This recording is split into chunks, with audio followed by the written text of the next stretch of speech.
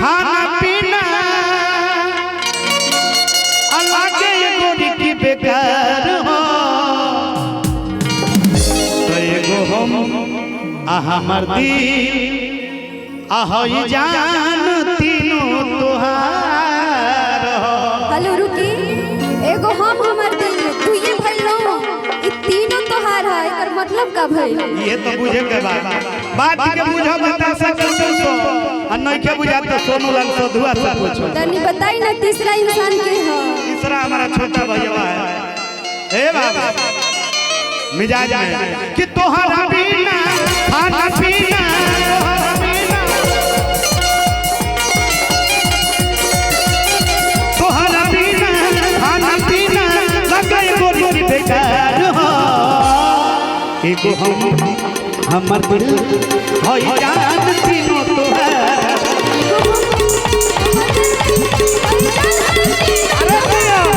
एगो हमर दिल होई जान तीनों तोहार कहना है भैया हो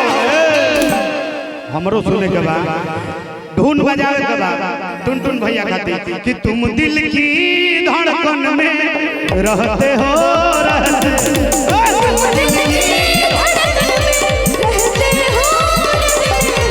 तुम दिल की धड़कन में रहते हो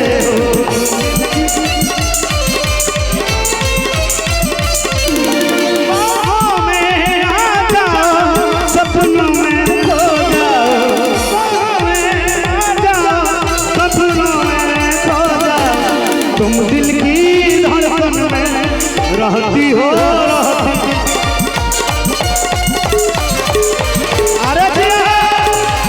एगो हमर दिल होई जान तीनों तोहार हो जान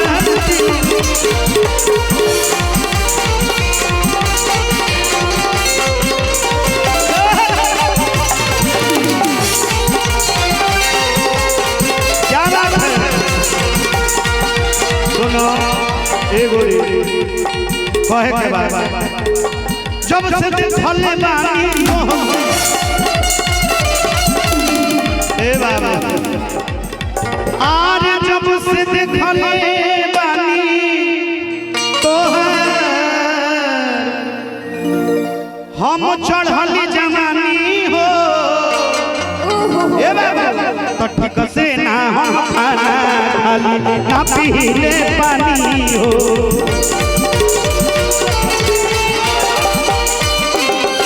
हम खाना खाली ना पीले पानी हो से ना हम खाना ना पी मनोज भैया कि जब से देखल बानी रानी आज चढ़ल तोहर जवानी हो तो ठीक से ना हम खाना खाली अच्छा ना पीले पानी ए बाबा तो दोनों बेरा हो भैया तो सामने से बगल रहे अरे कि दोनों बेरा तोहर फेरा दोनों बेरा तोहर फेरा लगे दिल बेकरार हो एगो हमर दिल होई जान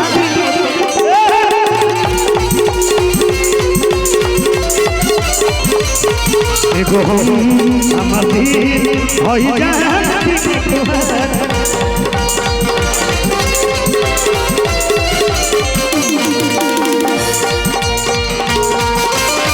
अरे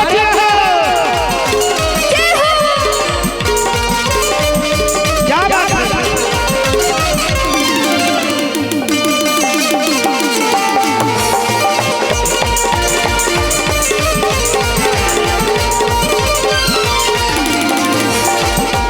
दिल होई जान तीनों तोहार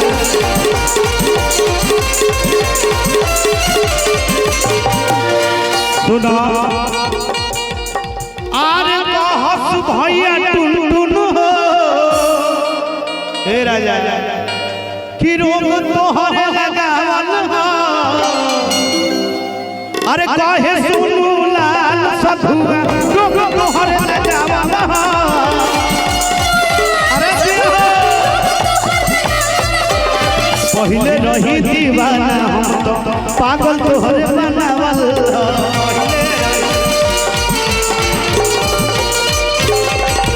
पहले रही दीवाना हम तो पागल तोहरे बनावल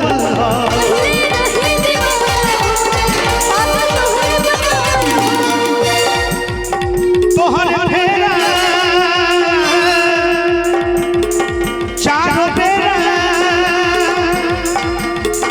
लगे दिल बेकरार हो एगो हम हमर दिल होई जानती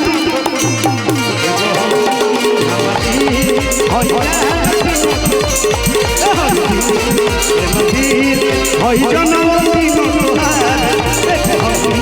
हमर दिल होई जानती एगो हम हमर दिल होई जानती तोहार